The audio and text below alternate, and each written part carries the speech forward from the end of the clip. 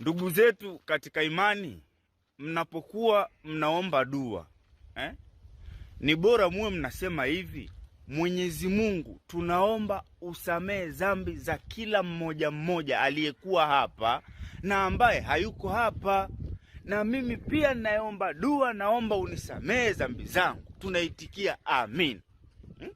Asa unakuta mtu anasema, Mwenyezi Mungu, tunaomba utusamehe dhambi zetu.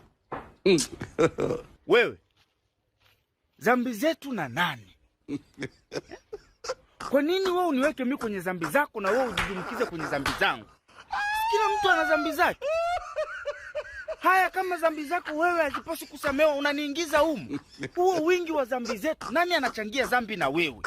Na kwa nini tuchangie dhambi?